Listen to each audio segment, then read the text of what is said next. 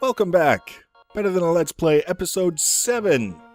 I'm Enigmius, and today we're talking about microblocks. Now, if you saw the last episode, you know we were adding some aesthetic details to the outside of the tower, and then I hit a stumbling block when I found out that the microblocks from Forge Multipart don't work the way that I thought they did, which is my fault for assuming, without actually messing around with them before I started on this great aesthetic detailing project. And the easiest way for me to sort it out and figure out exactly how things were going together and working was to play around with it. So I went and I did a little bit of diving. I went swimming in the ocean and found some of this dark gray blackish abyssal stone so that I can put my white wool microblocks on it and we can clearly see where the wool is and where it is not. But also so that as we're going over this little demonstration, you can clearly see the little ghost silhouette of where the block will be because we've got black and a light gray silhouette. So that's what we've got here, and also I can stand here and gather up the sweet solar rays to hopefully someday charge my MPS power suit to full.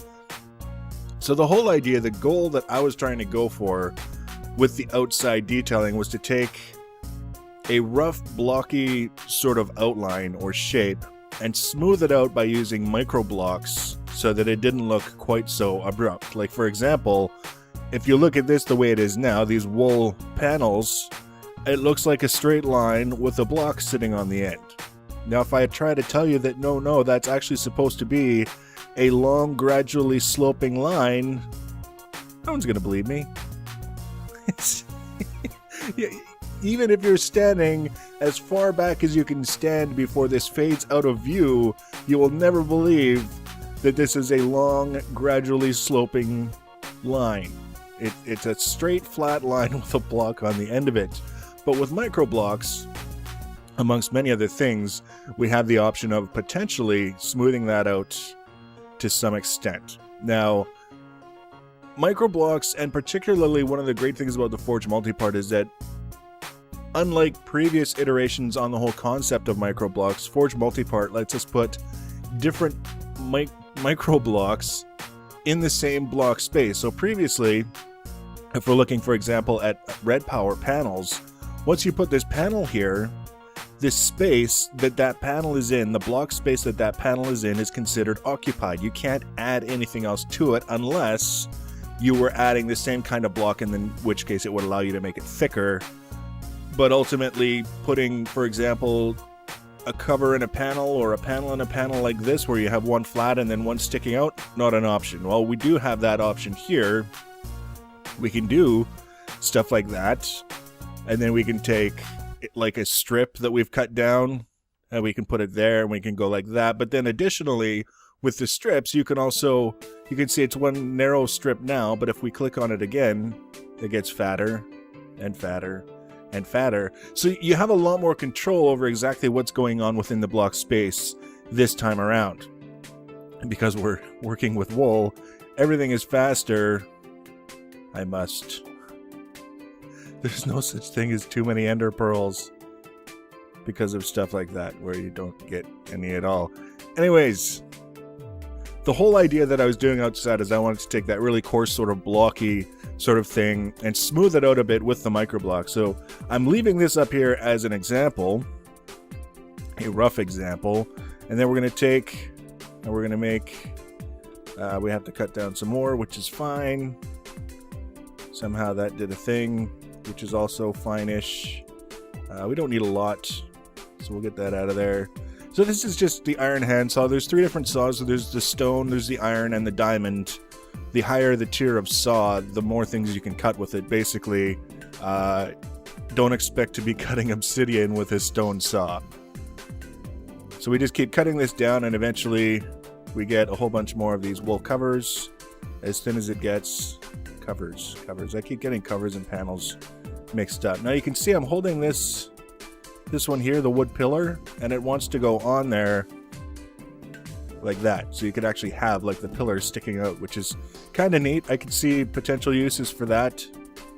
In fact, the reason why I'm doing this video is because normally when I see microblocks in use, in someone else's project, it's usually as part of a lamppost or smoothing out the roof. So I just wanted to kind of highlight another way of doing this when we're talking about different designs and things of that nature. So you can see we've duplicated that shape there. There's nothing particularly complicated or crazy about that shape. Then we've got all these wool strips, which we will select. And then if we wanted to try and smooth this out, try, keyword here, we could do stuff like this, where we kind of go smaller and smaller and smaller with each step. And you can see now, if we kind of go past without falling down the hole, that starts to resemble a lot more like a sloped line, like that. Now the difficulty with this is a great example of what I was mistaken about, is I thought that you would be able to stack strips on top of one another so that it would stay the same thickness, but you would be able to have thicker stuff. That's where I kind of got stuck in my expectation versus the way things actually work. And if we want to do this right, we would do just a little bit more. Then that way, again, standing back far enough and probably with a little elevation, it's a lot easier to believe that that's a long sloping line compared to that.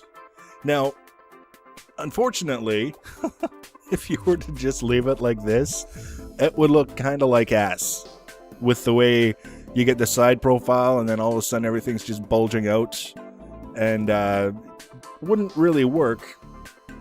But that's where the option to make this a little bit thicker comes into play. I didn't really want to put that one that way. Give it back. So we'll go like that and that. And this is where we can kind of mess around with the whole texture of what we're making to kind of account for that extra thickness without making it look just absolutely redonkulous. Now, do I want to? Yeah, I think we better cut one more, just because if we don't, then it kind of defeats the purpose. Oops, I always do that. I've always had that bad habit of throwing the saw after I cut more blocks. So now you can see we've taken that extra depth and we've applied it to the entire thing. It's not the flat sort of detail that we were looking for originally, but it's this three-dimensional textured sort of thing that is much, much smoother and much more aesthetically pleasing than the alternative of just the standard 1 meter size blocks. So, like I say, no one's ever going to question that that's intended to be a gradually sloped line, whereas that is typical voxel stuff. Now, the question that I cannot answer right now, and that I'm not going to take the chance on, quite frankly, is what it would do to the game's performance if I went around to all of the aesthetic detailing that I planned on doing and added this level of detail with microblocks.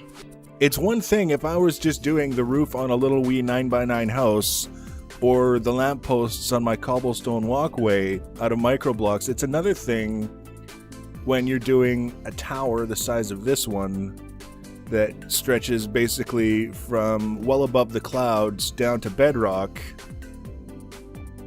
How many hundreds of microblocks are we talking about just to do this one backside of the tower, much less the little mini towers all the way around and then the other 3 towers? If you've seen my previous series, you know how I tend to take on projects just assuming that the mods are going to be able to keep up with my grand schemes for world domination, only to have things fall apart just before they're done because all of a sudden lag spikes, intolerable performance crashes, rendering glitches, you name it. It's all kinds of stuff. And at some point I have to take responsibility for that and say, if I wouldn't push things so hard, I wouldn't have that kind of a problem. Which is not to say that we aren't going to have grand plans and massive schemes and all that other fun stuff, but we're going to be selective about what we're doing and deciding, do we really want to tank our performance now or risk tanking it now for the sake of microblocks on a gigantic aesthetic detail on the outside of the towers. I have to say no. At this point, there's a part of me that wants to just push it, and yeah, okay, if it goes to crap, I'll just pull it all down. And then there's another part of me that says, if I have to pull it all down, I'm probably just going to stop altogether. So we're just not going to do it. We're going to continue with the detailing. We just aren't going to use microblocks to refine it. And that's just the way it's got to be. I know. But the whole idea of this episode was just to kind of show you what I was getting at and give you hopefully some ideas that you can use to refine your own projects, give them that little extra detail, that little extra touch that is so easily overlooked. The thing is, you've got all kinds of different shapes. You've got the covers and the panels, right? The flat shapes. You've got the strip shapes, and then you can also cut these down. You can make the little wee corner shapes. So you can do all kinds of crazy stuff with this and have all kinds of fun.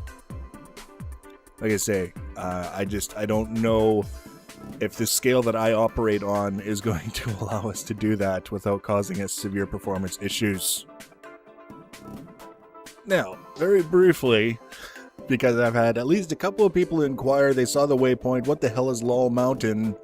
Lol Mountain is this mountain that I came across when I was out exploring, and I just had to bookmark it because at some point we're going to have to build something here. You just can't come across something like this and not exploit it. Doesn't look like it's, I mean, I see a lot of coal, and around the other side there's some apatite. It's not about the resources, it's about the shape. If we come up here, first of all, it's very high as mountains go, and it's got this weird sort of thing. It's got this skinny little outcropping, and then this whole extra section of mountain up top here, and then we've got this is just kind of hanging. Actually, yeah, it's not even connected to anything. It's a section of rock defying gravity so high up in the air. We're not at the top of the mountain, but we can't see the ground. There's all the apatite, and the zombies jealously guarding the apatite. Some force. Is that force? Oh no, those are wind crystals for Thaumcraft. Very, very tall. Very, very, very, very, very tall mountain with some really interesting features that I've decided we are eventually going to build into. And I also think that we'll probably be building an underwater tunnel that leads from the continent where the towers are to here, because as you can see by the waypoint, we are 1.25 kilometers from the central towers, and the majority of the distance that we're going to be spanning to get here is, well, underwater. So I think some sort of funky tunnel all the way across would be kind of fun. Not necessary. As you can see, I'm doing just fine getting back and forth by flying, but like I've said, sometimes it's not about the most efficient, best way to do things, and it's more about the fun ways to do them. But that's, I don't want to get too spread out. If we get too spread out, nothing ever gets done. So there's a few significant things that I still want to add to the central towers. Most notably, we want to continue on with our storage system. Now that we've got the microblocks mystery sorted out, we're going to carry on. And then once we're established and up and running with all of the basics, then we can start thinking about the frivolous projects that we do just because. So that's where we're at. Whole lot about microblocks. Hopefully that gives you guys some ideas, things that you can use in your own worlds. Brief look at Lol Mountain, future production site for some sort of thing that'll do something that's probably not that important. Leave your comments and feedback below. As always, if you feel like subscribing because you want to know when the next video is added, you can do that. Otherwise, you can follow me on the Twitters at Enigmius1. Thanks for watching, guys, and take care.